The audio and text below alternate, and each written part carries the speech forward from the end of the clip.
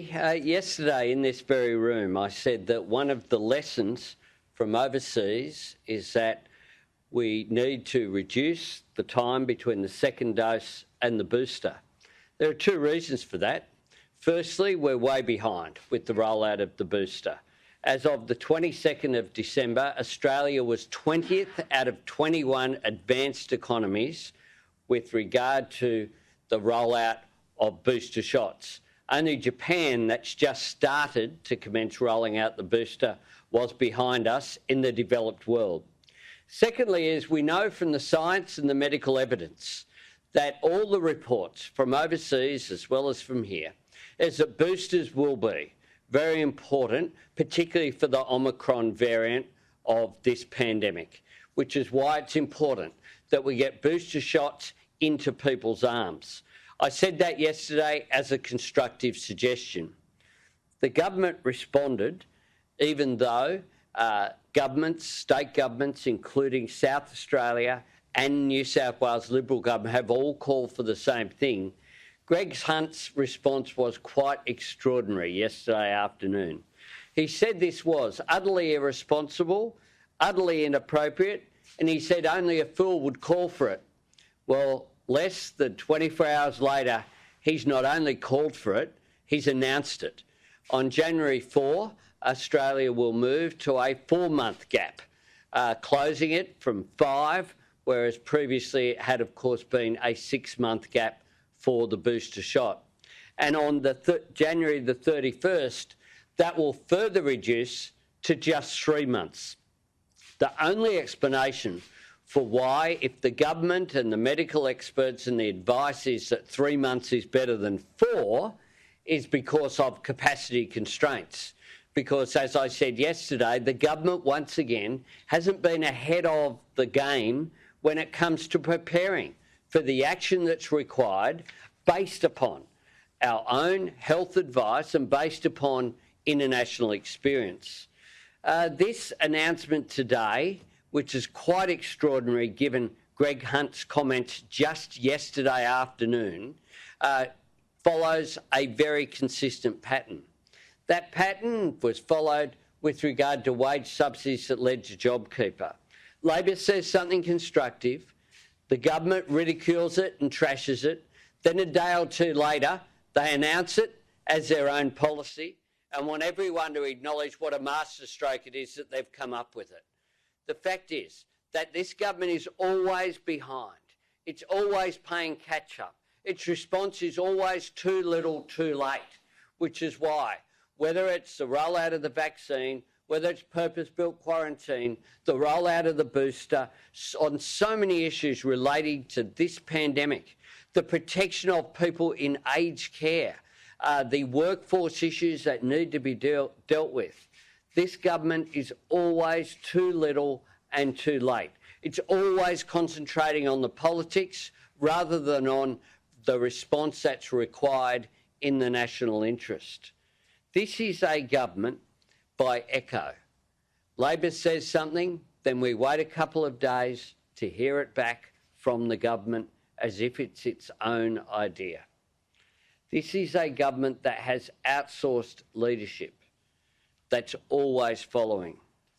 When it comes to getting boosters, when it comes to wearing masks, when it comes to getting tested or QR codes, what the Australian people want, particularly during this Christmas period, is certainty, is clarity and leadership. And they're not getting it from this government. Let's hope that the states can step up where the federal government is simply failing. Happy to take questions. So, Mr Albanese, why do you think, 24 hours later, what tipped it? What do you think happened? Well, reality is what tipped it. This is a federal government that is all over the shop, whose first instincts is to play politics.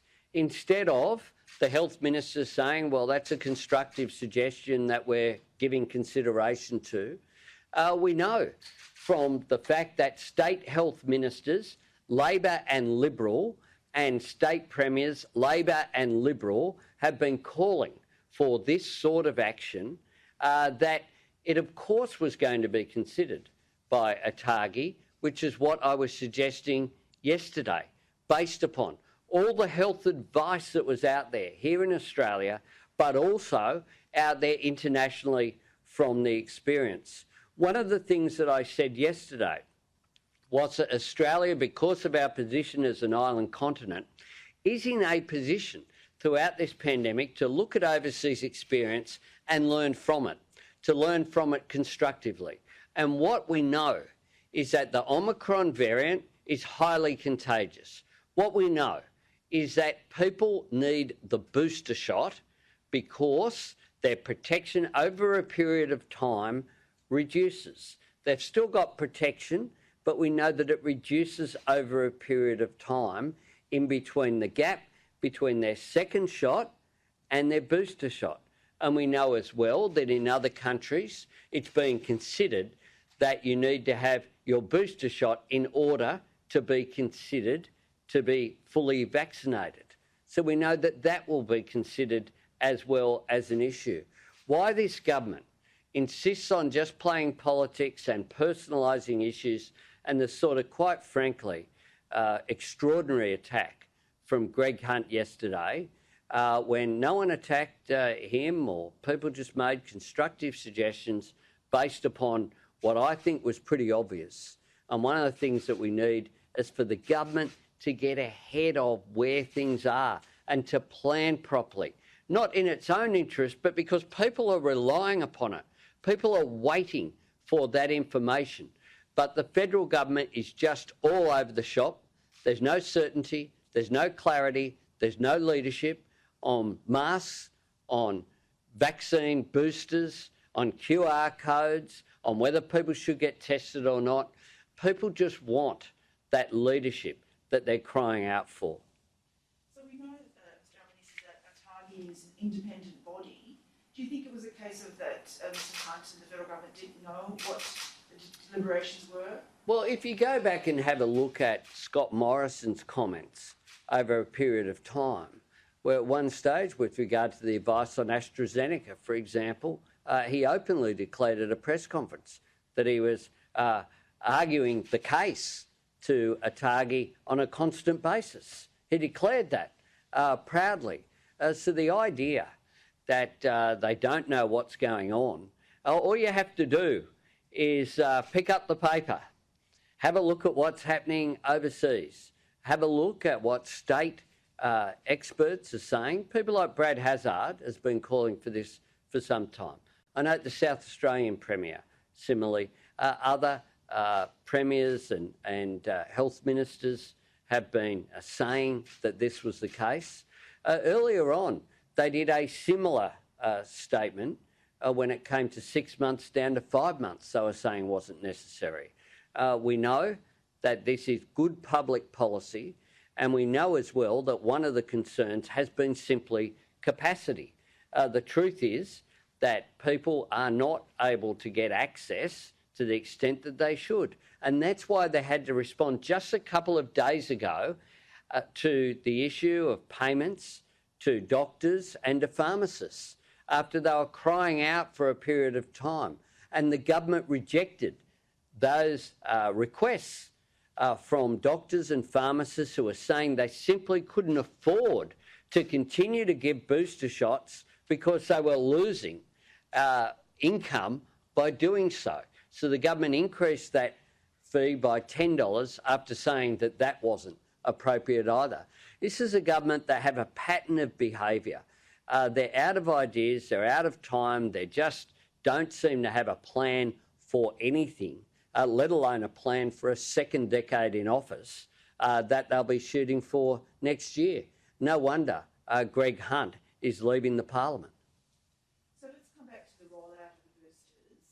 So we see now 16 million Australians eligible now for a booster by the end of January. How do you think we're going to go with that, with the clinics and so forth? Well, I just hope that the states step up, and we need to maximise the number of clinics that are able to conduct boosters. We need to maximise the number of pharmacists. There used to be a whole lot of mass hubs that aren't open anymore. Places like at Homebush there that vaccinated so many people are not open anymore. Greg Hunt seems to be in denial about those issues as well, as he was in denial about pharmacists and about doctors and what they were saying. This will clearly require a massive effort. But Australians have been magnificent during this pandemic. All that they want is a government that gives them clarity and certainty and leadership. And it's not much to ask, frankly, instead of these shambles that we have from a government who, when people look at Greg Hunt's comments that were broadcast on the TV last night and then look at his announcement this morning, they'll be just shaking their heads and wondering, how could that happen? Thank you. Can I just, one more question? Sure. Can I just ask a little bit more about that, the vaccines, the boosters? So we've seen in New South Wales, for instance, we've got something like 1,500 health workers on furlough.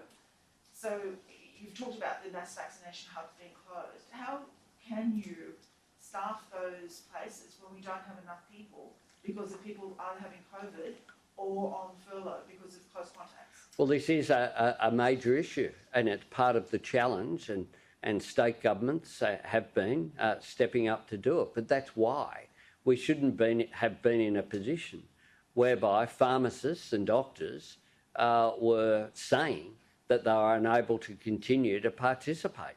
What we need to do is to use all avenues at our disposal to make sure that we roll out this booster shot.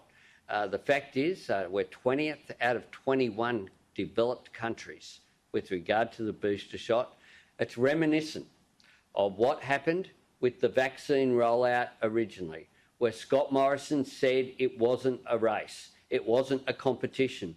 Well, it has been a race. It's been a race from day one, and it's been a race in which Australia has been consistently watching everyone else ahead of it rather than trying to get ahead of the system. We have known that booster shots would be required for a long period of time.